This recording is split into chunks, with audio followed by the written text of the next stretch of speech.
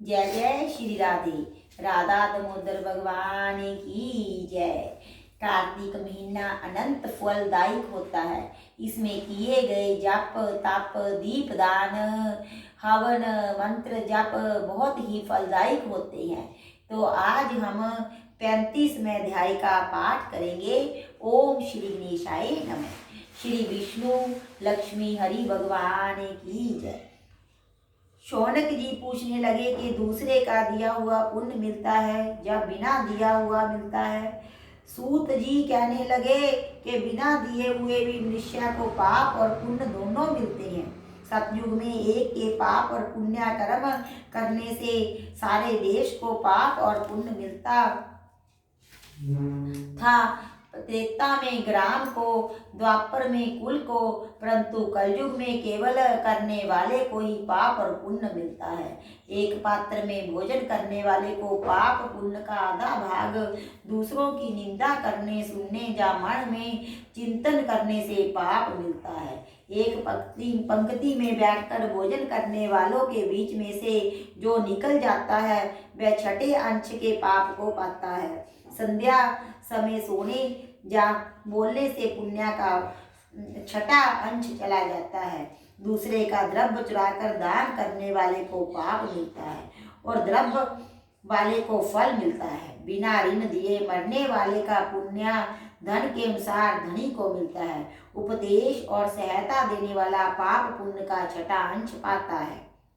प्रजा का छठा अंश राजा पाता है। शिष्य के गुरु, शिष्य से गुरु, पिता से पुत्र, स्त्री से पति भी छठा अंश पाते हैं। पति के चित्त के अनुसार धर्म करने वाली स्त्री पति का आधा पुण्य पाती है। इस प्रकार बिना दिए हुए भी पाप पुण्य मिलता है। इसके अनुसार एक अत्यंत पुण्य देने वाला इतिहास सुनो। पूर्व काल में उज्जैनी नाम की नगरी में ब्रह्म कर्म से भ्रष्ट पापी दुष्ट बुद्धि रस कंबल और खाल बेचने वाला, झूठा जुआ खेलने वाला, मदिरा पीने वाला तथा वैश्यागामी धनेश्वर ब्राह्मण रहता था। वह क्रय विक्रय के लिए देश देश घूमता फिरता मैशीमती की नगरी में गया और माल बेचने के लिए 1 मास तक ठहरा रहा। एक दिन नर्मदा नदी के तट पर उसने जज और देव पूजन करने वाली ब्राह्मणों को देखा। पूर्णिमा को गो ब्राह्मण का पूजन तथा दीपदान देखा। शाम को श्री शिवजी जी के लिए दीपदान का महोत्सव देखा। इस पूर्णमासी को दान हवन जय करने वाले अक्षय फल को प्राप्त होता है। महादेव जी और विष्णु में जो कोई अंतर मानते हैं उनकी पुण्य क्रिया निष्फल हो जाती है। धनेश्वर जय सब उत्सव देखता रहा। उसी रात्रि को उसे